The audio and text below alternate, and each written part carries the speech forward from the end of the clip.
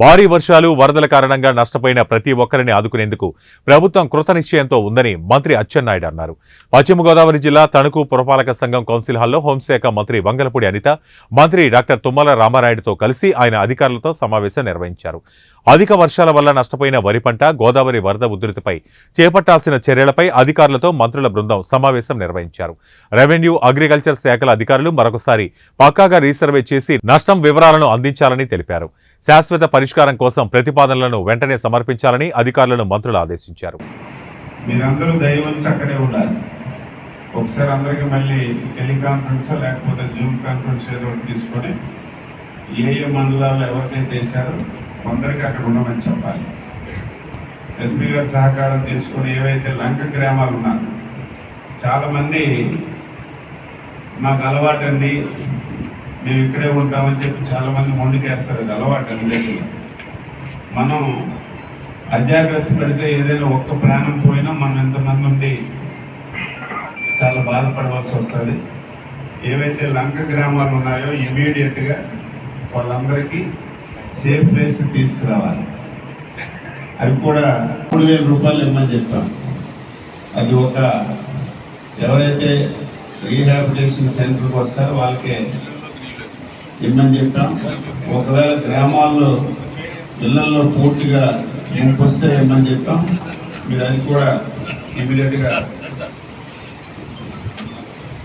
విపత్తులు ఎవరిని ఆపలేము, అది మన చేతుల్లో లేదు. కానీ విపత్తులు వచ్చేటప్పుడు ప్రభుత్వం సకాలం పైన ఉన్నటువంటి సెక్రటరీస్ డైరెక్షన్ అవసరం లేదు. ఇటువంటి విపత్తు వచ్చేటప్పుడు, ఇటువంటి సమస్యలు వచ్చేటప్పుడు జిల్లా యంత్రాంగం కూర్చొని మీరు ఒక నిర్ణయం తీసుకుంటే దానికి ఆమోదం తెలియజేసి మీకు కావాల్సిన వనరులు ఇచ్చే బాధ్యత తీసుకుంటాం.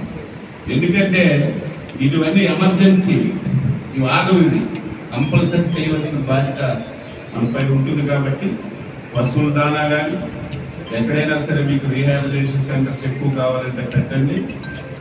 ఎవరికి ఎటువంటి ఇబ్బంది లేకుండా చూడమని చెప్పి ఈ సందర్భంగా తెలియజేస్తున్నాను.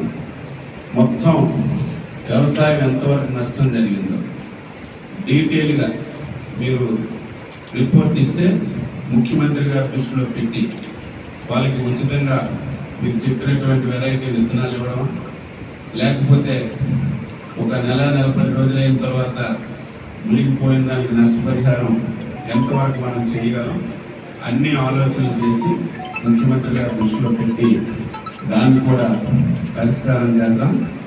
మూడవది పాలు ఇప్పుడే చెప్పాం.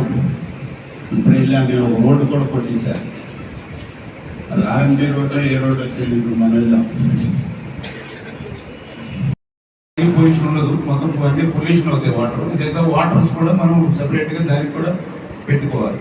పడవలు కూడా మీరు ఎక్కువ అరేంజ్ చేసుకోవాలి. ఎందుకంటే వాళ్ళు ఊర్లో తిరగడానికి కూడా 15-20 పడవలు అడుగుతారు ప్రతి లంక గ్రామంలో కూడా.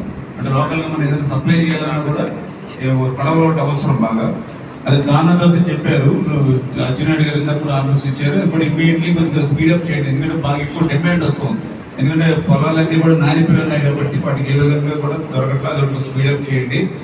అందులో కూడా ప్రత్యేకించి ఎయిట్ కొట్టు కూడా ఎక్కడైతే వీక్గా ఉందో అక్కడ కొద్దిగా బ్యాగ్స్ అన్ని కూడా మళ్ళీ అప్పుడు కూడా ఎయిట్ కొట్టు బ్రేక్ అయిన తర్వాత అప్పుడప్పుడు మనం మట్టి తెచ్చుకుని బ్యాగులు తెచ్చుకోకుండా ముందే కొంచెం అది కూడా కసరత్తు చేసుకోవాలి.